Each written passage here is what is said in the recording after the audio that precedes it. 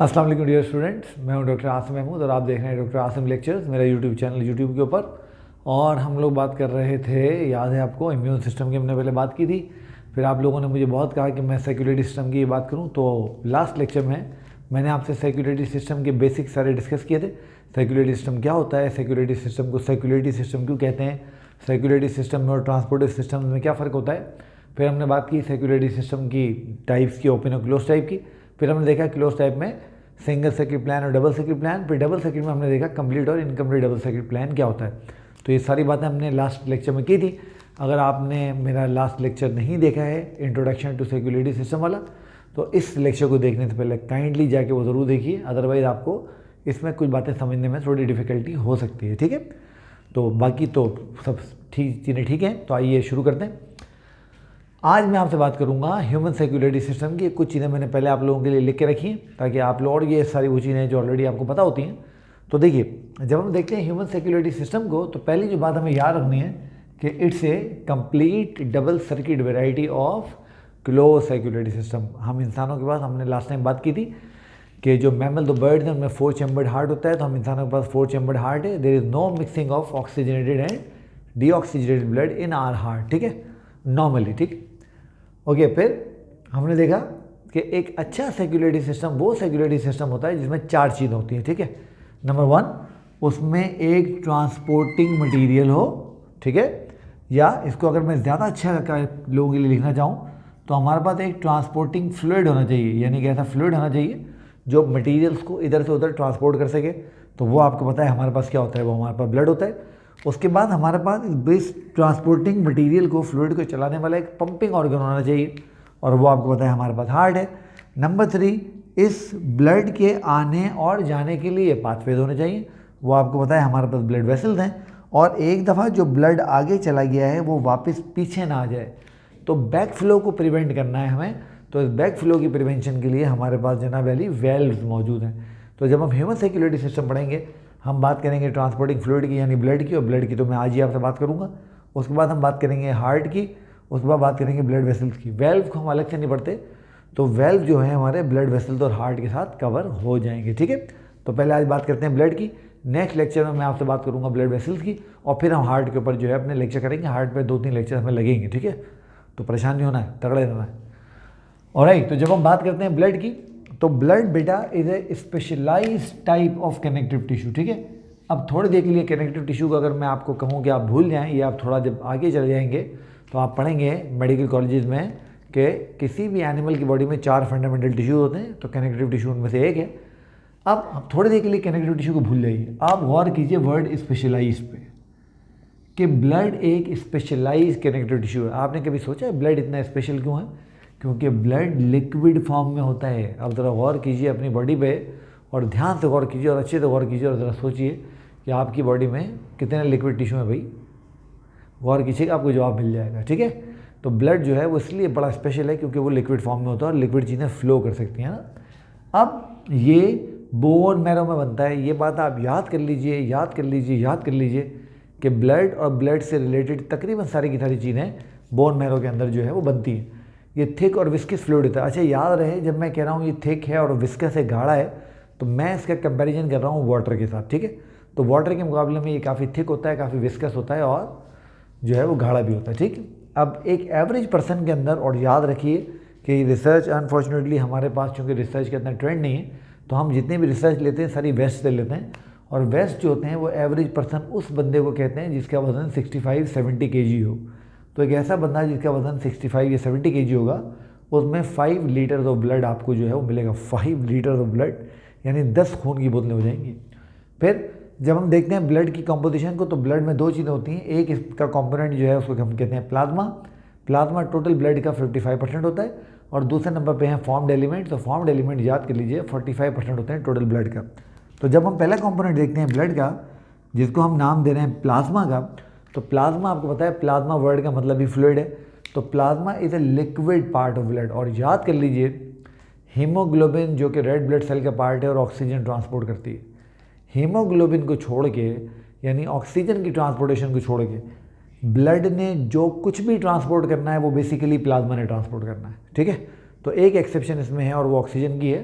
Otherwise बाकी सारी चीज़ें कौन ट्रांसपोर्ट करता है? प्लाज्मा ट्रांसपोर्ट करता है ब्लड में। तो plasma is the main transporter of blood, ठीक है।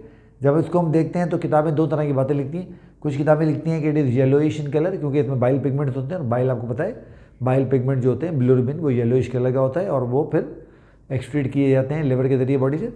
और कुछ किताबें लिखती हैं कलरलेस है, वो बेसिकली बाइल पिगमेंट को में से इग्नोर कर रही होती हैं। जब हम इसको देखते हैं तो ये मेन ट्रांसपोर्टर है ब्लड की, हमने बात कर ली। और जब ये ट्रांसपोर्टर है तो ट्रांसपोर्टर के बाद ट्रांसपोर्ट करने का मटेरियल भी तो होना चाहिए, क्या ख्याल है? तो जो ट्रांसपोर्ट करने का जिसका मटेरियल है वो क्या क्या है जनाब? इसके अंदर आपको डिजॉल्व मिनरल्स मिलेंगे, इसमें ग्लूकोज मिलेगा, protein, amino acid, bicarbs, vitamin, enzymes, hormone, waste और पता नहीं क्या क्या चीज़ें आपको इसके अंदर मिलेंगी। लिटरली मतलब ये हुआ कि बॉडी जो भी चीज़ ट्रांसपोर्ट करना चाहती है वो ट्रांसपोर्ट करने के लिए वो सहारा लेती है, मदद लेती है किसकी?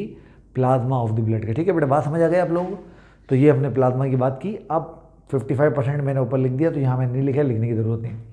अब मैं आपसे बात करूँगा ब्लड के फॉर्म्ड एलिमेंट्स की, और जो कि आमतौर पे ब्लड के सेल्स भी कहलाते हैं। ठीक है, तो आइए मैं और आप बात करते हैं ब्लड के फॉर्म्ड एलिमेंट्स की, जो कि ब्लड की बेसिकली सेल्स हैं। तो नंबर 2 कंपोनेंट की हम बात करने जा रहे हैं, they are the formed elements of blood.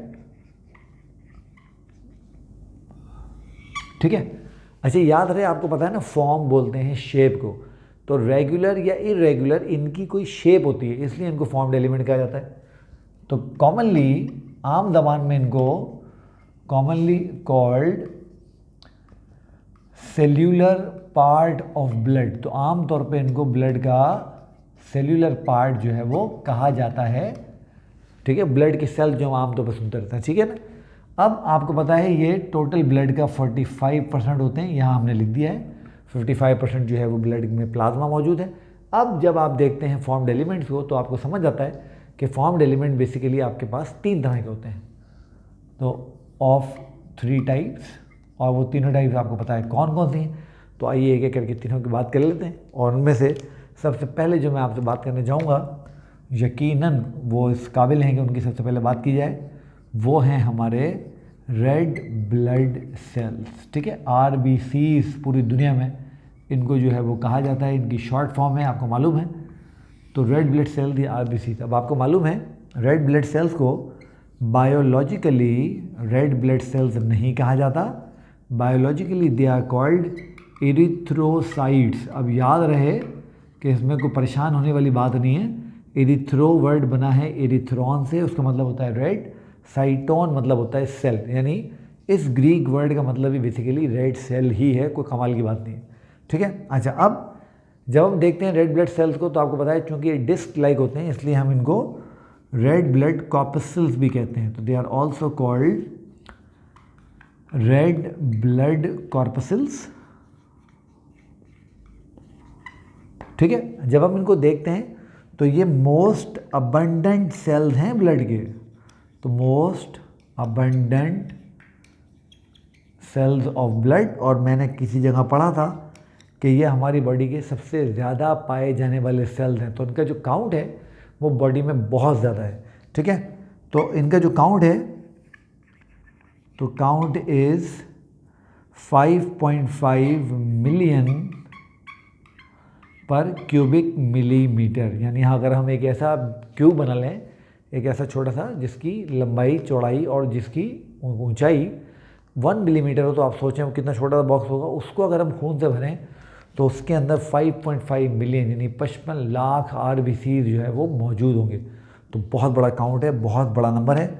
अच्छा, जब हम देखते हैं RBCs को तो हमें पता लगता है RBCs भी बाकी ब्लड प्रोडक्ट की तरह बोन मैरो में बनते हैं, तो they are formed in bone marrow.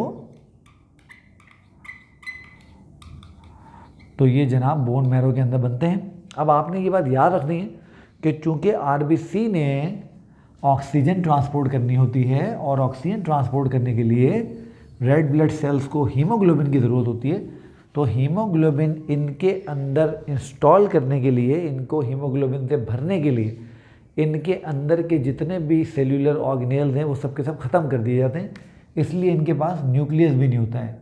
तो they are non nucleated cells. याद रखना है जब रेड ब्लड सेल बनते हैं, और वो कैसे बनते हैं, जब आप जाएंगे मेडिकल कॉलेज में तो आप इरिथ्रोसाइटोसिस का पूरा प्रोसेस पढ़ेंगे कि किस तरह रेड ब्लड सेल बनते हैं। तो आप वहाँ पर देखेंगे कि जो रेड ब्लड सेल्स हैं ये जब बनते हैं तो उस वक्त इनके पास मौजूद होता है न्यूक्लियस, पर वाइस ऐसा वो न्यूक्लियस और बाकी सेल ऑर्गेनेल्स खत्म हो जाते हैं, ठीक है। तो दे आर नॉन न्यूक्लिएटेड। अच्छा, जब हम इनका साइज़ देखेंगे तो साइज़ जो है इनका बहुत ही कम है। साइज़ इज़ 7 माइक्रोन यानी 7 माइक्रोमीटर, बहुत ही छोटे साइज़ के सेल होते हैं। और याद रहे कि they have a specific shape, इनकी एक पर्टिकुलर इनकी एक स्पेसिफिक शेप होती है। और वो कैसी शेप होती है ज़रा समझ लेते हैं। अगर सामने से हम देखेंगे, रेड मार्कर है तो उनको रेड से बनाते हैं। देखिए सामने से हम देखेंगे तो हमें ऐसा लगेगा कि ये डिस्क है और ये डिस्क सेंटर में से थोड़ी सी जो है वो कंप्रेस्ड है, दबी हुई, ठीक है, इस तरह से। तो ये इस तरह से हमें फील होंगे, ठीक है। अच्छा, इसी को अगर मैं साइड में से देखूंगा तो साइड में से ये मुझे इस तरह से नज़र आएंगे, इस तरह से। तो जहाँ पर ये बीच की डिप्रेशन है, ये डिप्रेशन हमें डिप्रेस नज़र आएगी और इसके जो दोनों एजेस हैं वो हमें थोड़े से एलिवेटेड और थोड़े से मोटे नज़र आएंगे। तो सामने से देखेंगे तो ऐसे और साइड में से लेटा हुआ देखेंगे तो ऐसे, इसलिए इनको डिस्क लाइक भी कहते हैं, डिस्क लाइक। और देखें बाय कॉन्केव, एक कॉन्केविटी ये रही, दूसरी कॉन्केविटी ये रही, है ना। तो इनके लिए टर्म इस्तेमाल करते हैं biconcave disc like cells, ठीक है।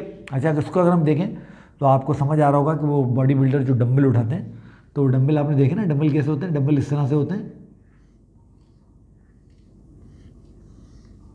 कुछ इस तरह की उनकी शेप होती है, एच शेप। तो ये थोड़ा सा चूंकि उससे भी रिजेंबल कर रहे हैं, इसलिए कभी कभी इनको डंबल शेप भी कहा जाता है, ठीक है। ओके, तो they are biconcave disc like cells. तो ये biconcave disc like cell होते हैं, बहुत ही कमाल के सेल्स हैं। अच्छा, जब हम इनको देखते हैं तो हमें पता लगता है कि they are filled with haemoglobin. तो they are filled with red protein, that's why they are red. तो they are filled with red protein called haemoglobin, और उसको जनाब अली हम हीमोग्लोबिन कहते हैं, और हीमोग्लोबिन की वजह से ही ये रेड होते हैं, ठीक है।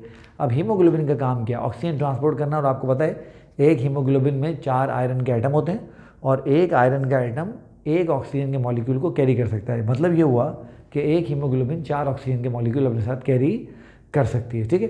अच्छा, अब चूंकि इनके पास न्यूक्लियस नहीं है तो ये डिवाइड नहीं हो सकते, तो they have a fixed life span, और ये तो बड़ा मशहूर है।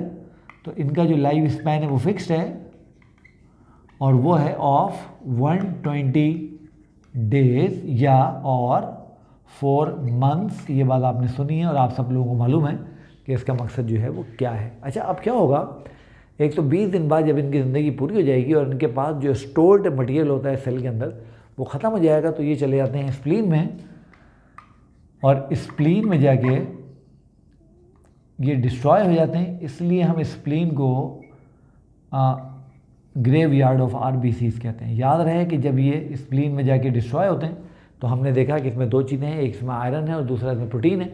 तो इसकी जो प्रोटीन है वो कन्वर्ट हो जाती है बाइल पिगमेंट्स में, बिलिरुबिन और बिलिवर्डिन में, और वो फिर बाइल के ज़रिए एक्सक्रीट आउट हो जाती है अलॉन्ग विद अनडाइजेस्टेड वेस्ट। और जो प्रोटीन है वो डिवाइड होती है और फिर जो आयरन है वो रिसाइकिल होकर दोबारा इस्तेमाल हो जाती है, ठीक है। तो this is all about red blood sales. ये आपने देखा कहाँ बने, कैसे हुआ, क्या शेप थी, सारी चीज़ें हमने देख ली।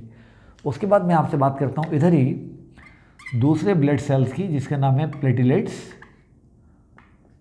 अच्छा, अब आपने ये बात याद रखनी है कि प्लेटिलेट्स को हमें सेल नहीं समझना है। ये किसी ज़माने में इनकी ये बात मशहूर हो गई थी, तो अब ये बात चली आ रही है तो सब इसको मान रहे हैं।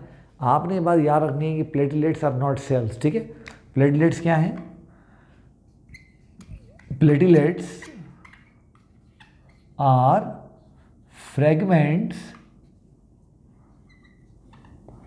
of a big cell called megakaryocyte.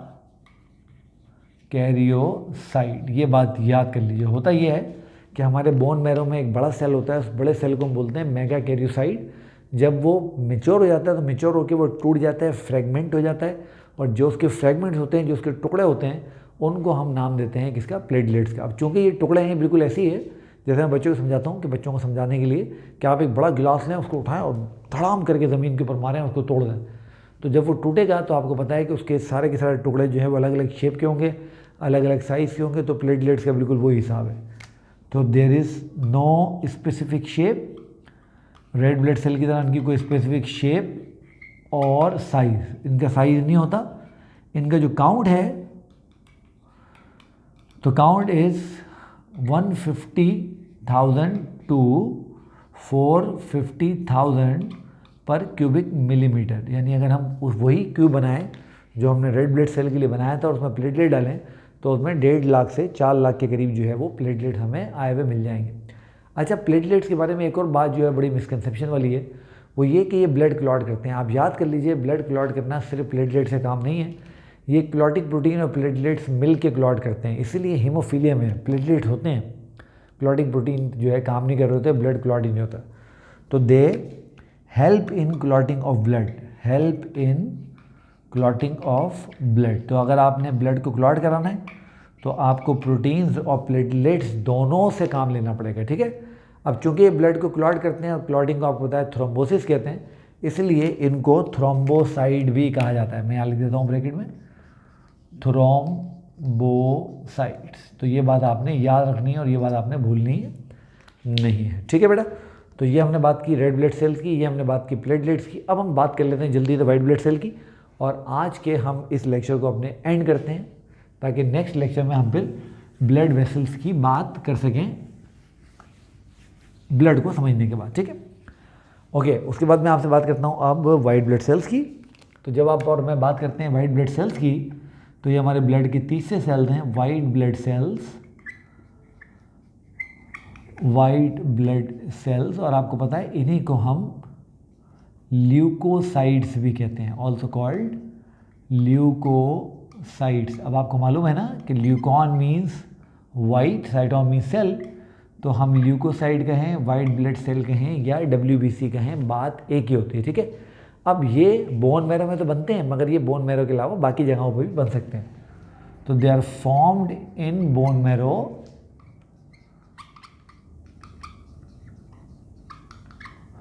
And in lymphoid organs, and in lymphoid organs. अब कोई पूछ सकता है आपसे भाई लिम्फॉइड ऑर्गन क्या है, तो हम बात कर रहे हैं स्प्लीन की, हम बात कर रहे हैं लिवर की, हम बात कर रहे हैं लिम्फ नोड्स की, वगैरह वगैरह वगैरह। ये लिम्फेटिक सिस्टम जब आपको मैं पढ़ाऊंगा, बल्कि as a matter of fact lymphatic system का मेरा लेक्चर मौजूद है, वो आप देखिएगा जाके, तो आपको लिम्फेटिक ऑर्गन वाला मामला जो है वो समझ में आ जाएगा, ठीक है। अच्छा, अब जब हम बात करते हैं वाइट ब्लड सेल्स की, तो वाइट ब्लड सेल जो होते हैं वो रेड ब्लड सेल्स के मुकाबले में साइज़ में काफ़ी बड़े होते हैं और इनका नंबर रेड ब्लड सेल के मुकाबले में काफ़ी कम होता है। तो हैव काउंट ऑफ 4,000 टू 11,000 पर क्यूबिक मिलीमीटर। तो आप देखिए कहाँ पर 5.5 मिलियन, कहाँ पर 150,000 टू 450,000 और कहाँ पर सिर्फ 4,000 से 11,000, ठीक है। तो इनका काउंट बहुत कम होता है। अच्छा, दे हैव इरेगुलर शेप,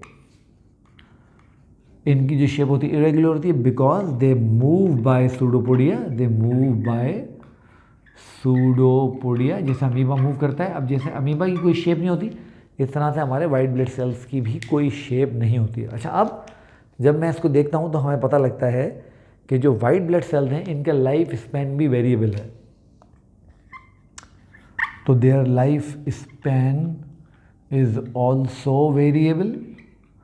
तो इनका जो लाइफ स्पैन है वो बहुत वेरिएबल है। और कितना वेरिएबल है, ये फ्यू आवर्स टू ईयर्स तक हो सकता है, few hours to few years. तो ये चंद घंटों से लेकर सालों तक इनका जो है लाइफ स्पैन हो सकता है। डिपेंड करता है इनकी फाइटिंग कैपेसिटी पे और फाइटिंग उसके ऊपर क्या कहना चाहिए उसको, अवेलेबिलिटी ऑफ माइक्रो ऑर्गेनिज्म के ऊपर। अगर माइक्रो ऑर्गेनिज्म मौजूद हैं तो ये उससे लड़ भिड़ के जो है जल्दी ख़त्म हो जाएंगे, उनकी जगह नए आ जाएंगे। और अगर कोई माइक्रो ऑर्गेनिज्म मौजूद नहीं है, कोई इन्फेक्शन नहीं हुआ है, किसी बंदे का इम्यून सिस्टम बहुत स्ट्रॉन्ग है, तो ये सालों तक जो है वो ऐसे ही ब्लड के साथ साथ बॉडी के डिफरेंट पार्ट के साथ फिरते रहेंगे। अच्छा, जब हम इनको देखते हैं तो हमें पता लगता है, हम इनको 2 कैटेगरीज में डिवाइड कर लेते हैं। तो दे आर डिवाइडेड इनटू हम कहते हैं ग्रेन्युलोसाइट्स। अच्छा, अब देखिए ग्रेन्युलोसाइड और ग्रेन्युलोसाइड क्यों कहते हैं। अगर मैं ये सेल बनाऊँ और मैं इसके अंदर इसका न्यूक्लियस बना लूँ, और जो WBC के न्यूक्लियस होते हैं वो बहुत ही कैरेक्टरिस्टिक लोब्ड न्यूक्लियस होते हैं ना, उनमें लोब्स होती हैं बहुत सारी। तो मुझे इसकी साइटोप्लाज्म में इस तरह से छोटे बड़े बहुत सारे ग्रेन्यूल्स, बहुत सारे दाने नज़र आएंगे इस तरह से, जो ग्रेन्यूलोसाइड होते हैं उनके अंदर, ठीक है, इस तरह से, ठीक हो गया। तो ये क्या करते हैं, दे कंटेन साइटोप्लाज्मिक ग्रेन्यूल्स, तो दे कंटेन साइटोप्लाज्मिक ग्रेन्यूल्स, और ये जो साइटोप्लाज्मिक ग्रेन्यूल्स हैं बेसिकली ये डिफरेंट तरह की इम्यून सिस्टम के प्रोटीन्स होते हैं, डिफरेंट तरह के एंजाइम्स होते हैं जो कि माइक्रो ऑर्गेनिज्म से और डिफरेंट पैरासाइट से लड़ने में हेल्प करते हैं, ठीक है। तो दे कंटेन साइटोप्लाज्मिक ग्रेन्यूल्स, और इसकी जो एग्जांपल है, फॉर एग्जांपल वो है हमारे पास जनाब अली, बहुत मैं बच्चों को एक फार्मूला बताता हूँ आसान याद करने का, इसका फार्मूला भी याद कर लिया कीजिए, बेल करके, BEL बेल। तो B is for basophils, E is for eosinophils and L is for lymphocytes. अब आप लोग जल्दी से, जिसने इम्यूनिटी वाले मेरे लेक्चर नहीं देखें वो जल्दी से जाके अगर एडेप्टिव इम्यूनिटी वाला लेक्चर देखेंगे तो लिम्फोसाइट उसको नज़र आ जाएगा कि वहाँ पर क्या कर रहा है, और बाकी चीज़ें भी उसको वहाँ नज़र आ जाएंगी। दूसरे जो होंगे जनाब उनको हम बोलेंगे ए ग्रेन्यूलोसाइट, और अब आपको इसके नाम से ही पता लग रहा है कि ए ग्रेन्यूलोसाइट क्या कर रहे होंगे, इनके साइटोप्लाज्म में ग्रेन्यूल्स नहीं होंगे, तो there are no cytoplasmic granules, तो इनके पास कोई साइटोप्लाज्मिक ग्रेन्यूल मौजूद नहीं है। और ये भी 2 टाइप के हैं, तो दे आर ऑफ 2 टाइप्स, ठीक है जनाब अली। और मैं यहाँ पर एक गड़बड़ कर गया हूँ, और वो गड़बड़ मैं आपको बताऊँगा वो किस लिए हुई है।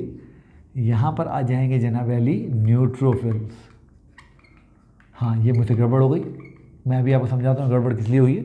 तो they are of 2 types. Number 1 हमारे पास जनाब होंगे M मोनोसाइट्स,